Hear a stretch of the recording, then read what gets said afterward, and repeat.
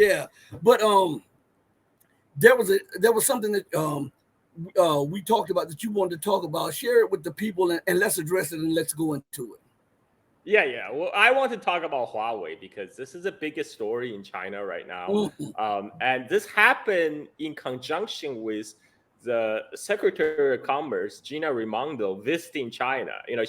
She was on record of saying we need to limit China's technological advances. She was pressuring all the so-called U.S. allies, but really client states, to fall in line with the U.S. policy of carrying out the advanced semiconductor restriction to China. And when she was in China, she actually said, we will not budge from our national, quote unquote, national security issues, which means all this advanced semiconductor restriction will stay in place. But she's like, but we can still do business. There's other less sophisticated American goods that we like to sell to you. And she was literally filmed hawking American cosmetic goods in Beijing. So it's like, okay, you can have the cosmetics. Like, you can take some American cosmetics, but you're not getting our semiconductors. I'm sorry. So right to time with her visit in Beijing with her rhetoric, Huawei released their new flagship phone, Mate. I don't know if it's called Mate or Mate 60 Pro. So this is quite a big breaking news because the U.S. has their eyes on Huawei for a long time. I mean, Huawei, for people who are not familiar, Huawei got their start basically reverse engineer Cisco routers, and they were able to sell their product much cheaper than Cisco, so they gain a lot of market in the global south. But that issue has been settled because Cisco did take Huawei to court. That issue was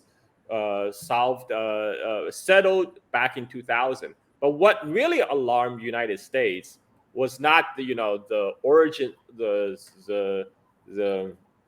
original sin of copying Cisco. What really alarmed United States is Huawei is building all these telecom infrastructure in the global south countries. I'm right now talking to you from Bali, Indonesia. Here, I'm talking on a Huawei built 4G network. That's one thing that China has done is, like in Bali, for example, everybody have a smartphone. Even like little teenage girls have a smartphone because Chinese companies made it cheaper for people in the global south to afford smartphones.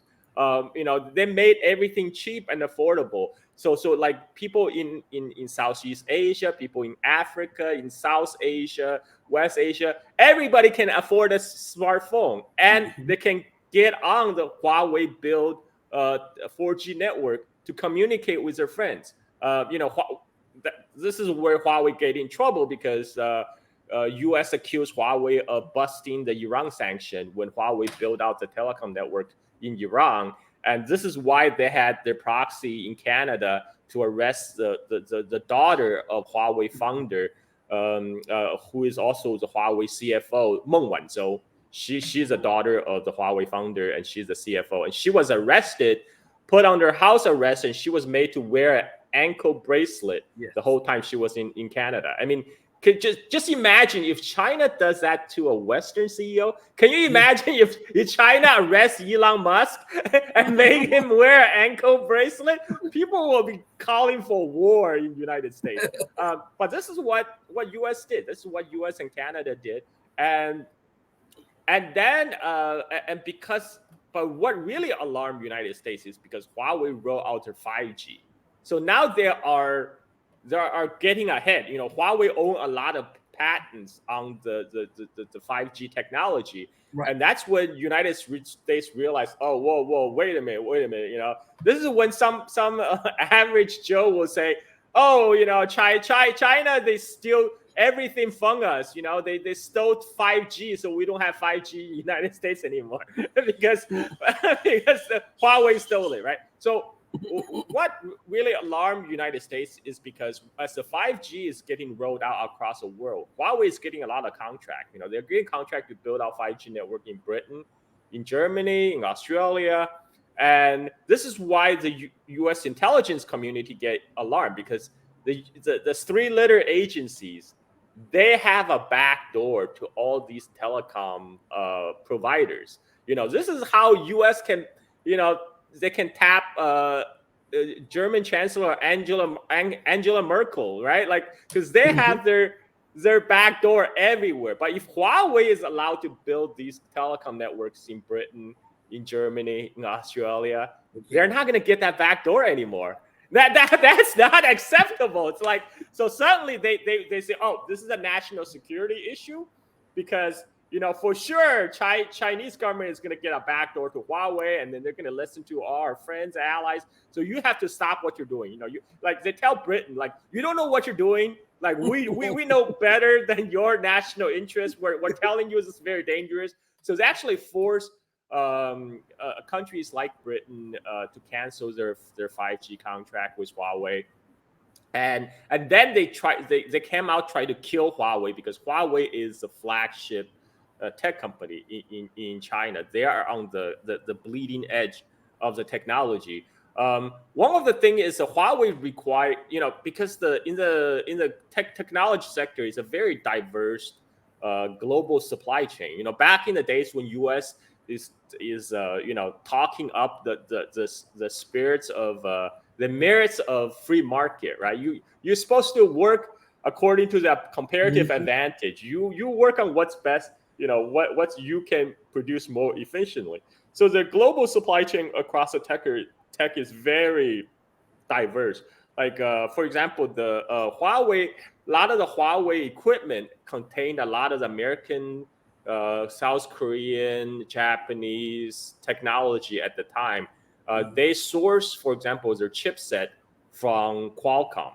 Initially they would still have Qualcomm design their 5G chips, and that design will be sent over to Taiwan to be actually manufactured by TSMC, the Taiwan Semiconductors. Now, the Taiwan, actually, they also require other external foreign technology. Taiwan Semiconductor, to make their chip, they get the machine called the EUV machine, the extreme ultraviolet lithography machine, that's produced by a Dutch company, ASML, in Netherlands. The machine basically uses lasers to etch like very tiny transistors on these, like, because right now we're talking about, like, Apple phone is going to use like 5 nanometers, 3 nanometer chips. It's not visible to naked eye, so they have very sophisticated machines to make them. Like, I think one of those EUV machines from ASML costs like $14 million, just one unit of the machine. So United States look at this global supply chain. They realize the semiconductor is the weakest link in the China tech tree. So this is a choke point where we can choke off the Chinese tech growth. And so they first banned Qualcomm from selling their chips to China. And then they went one step further. They said any company in the world that uses a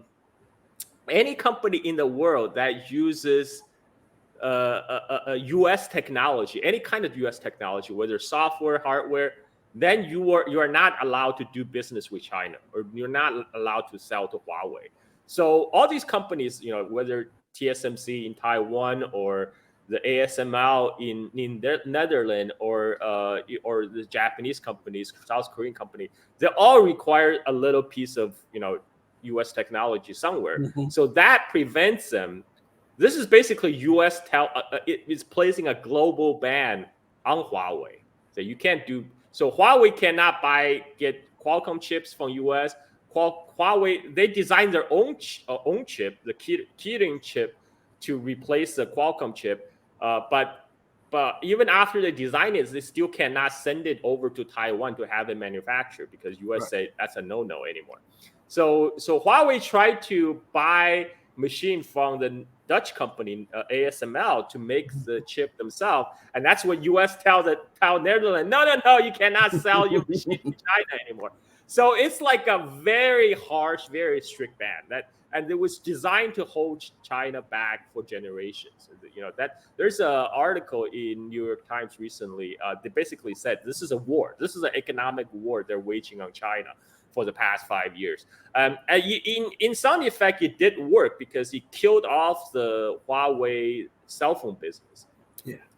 So the official reason for United States for against Huawei is so-called national security. If you listen to Biden, he will say, "Oh, we are preventing China to use this U.S. technology to build missiles and nuclear weapon against us," which is completely bogus because to the chip that goes into the missiles, they don't require 7 nanometers, 5 nanometer chip because you need the 7 nanometer refer to the size. It's very small. You need very small chips to fit on your phone, right?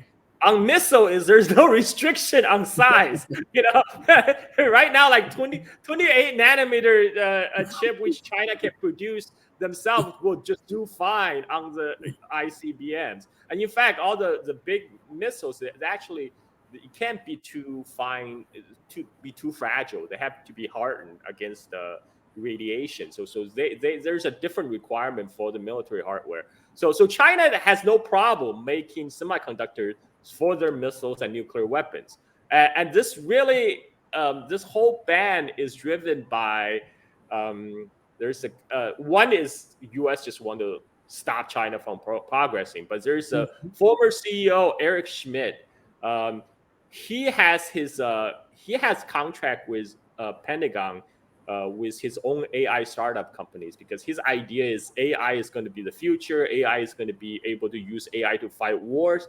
But we have to stop China because we need to stop China from producing the Skynet before we do. So Eric Schmidt is a big proponent of this tech war on China. But also his AI company is getting all these fat contracts from Pentagon, and so it's all grift, man. And then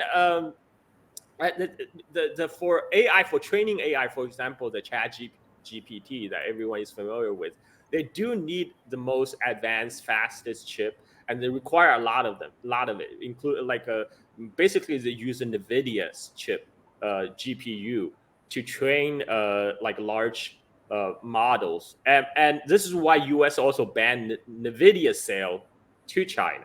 So really, it's the focus is on AI, but they also focus on killing Huawei. So Huawei, they're branch everywhere. They're continue to build out telecom network like 5G towers, because the 5G tower require like I said, you don't need 7 nanometer chip for a 5G tower. The 28 nanometer chip will just do just fine. But that did kill off their handset business because because also right now in cell phone you only have 2 platforms essentially. You have only Apple, Apple on the Apple OS, or you're on Android, which is owned by Google.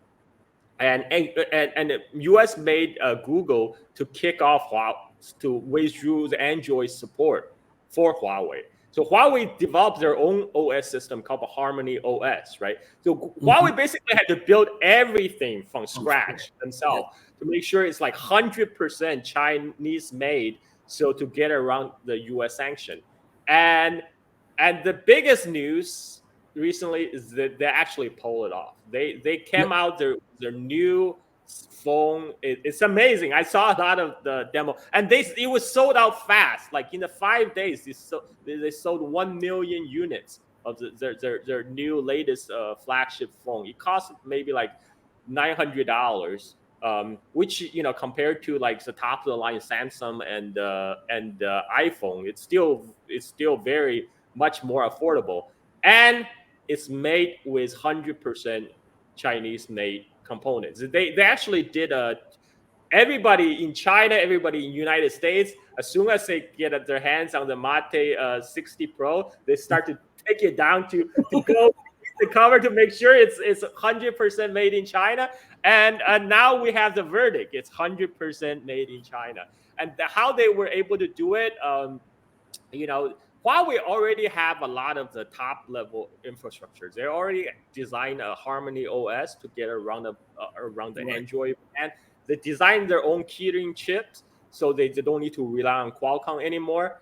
The bottleneck is making small enough semiconductor that part was solved very recently because so there are two type of machines that ASML, the Dutch company, makes. One is the top of the line EUV, the extreme ultraviolet lithography machine that makes right now the most advanced 3 nanometer and 5 nanometer chips in Taiwan. But they have an older machine called the DUV, which stands for the deep ultraviolet machine. It's not as efficient, but back in 2017, the engineers in TSMC on Taiwan, they figured out a way to use the older DUV machine to make 7 nanometer chips. It's not as efficient as the latest DUV machines, but Huawei has no choice. They don't have access to the DUV machine from Netherlands. But U.S. did not sanction a DUV machine because it's an older technology. So ASML from Netherlands can still export DUV machine to China until January 2024. So Huawei took all this time, or not really Huawei, the Chinese semiconductor company called SMIC. They imported a whole lot of ASML DUV machine, hoarded them up, and the fact that Huawei is able to roll this off their assembly line and debut their phone, that tells me they're not afraid of U.S. sanction, even after 2024, because at the end of the year, China is coming out with their own indigenously designed DUV machine. So they won't need ASML anymore. They won't need the Dutch company anymore. So what U.S. sanction actually did, they killed off all the Western tech companies' business in China. Because ASML after 2024, they're not going to get any other order from China because one is sanctioned by U.S. But even if the U.S. lifts sanctions, the Chinese company have to look. It's like, look, we can get cut off anytime. You are not a reliable suppliers. We have to rely on ourselves. And the semiconductor is so important that it goes into everything.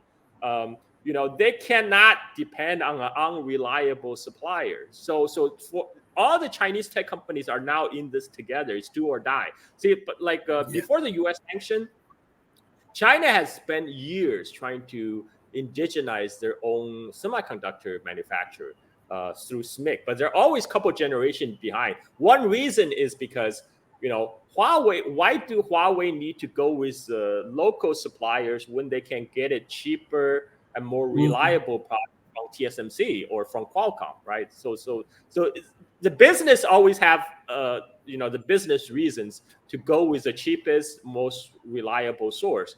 But now the Western companies are not reliable anymore. This is by decree of the United States government. They show that they can cut it off anytime. So now the Chinese company have no choice but to go domestic. And they, the thing is, technology today, the cliche was it's not rocket science, but even rocket science, China already mastered rocket science back in the 1960s.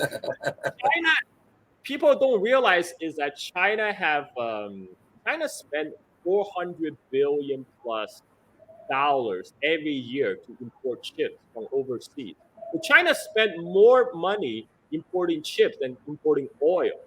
And what U.S. sanction did is, now that hundreds of billions of dollars, instead of going to pay off Qualcomm, paying off TSMC, or paying off ASML, hundreds of billions of dollars are now poured into research and development in China to make Chinese chips.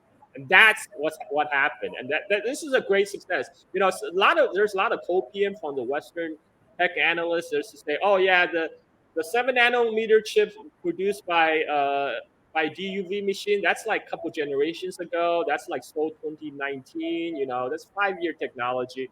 Yeah, but before that, China didn't even have that. China before was 10, 15 years behind, and now they're only 5 years behind. And guess what? 5 years they will catch up. And where are you going to go? And this is another thing.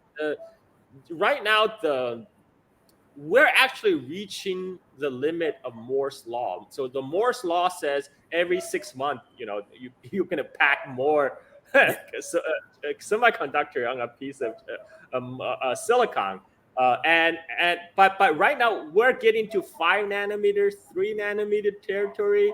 I mean, we're approaching the limit of physics here. They are not going to get any smaller unless there's a huge technological breakthrough by using some kind of different material other than silicon. So while the TSMC and all these other companies are facing this challenge of overcoming this next barrier of going under 3 nanometers, China is still steadily catching up, and China is piling billions, tens of billions of dollars, and China have tens of thousands of engineers that graduate each year.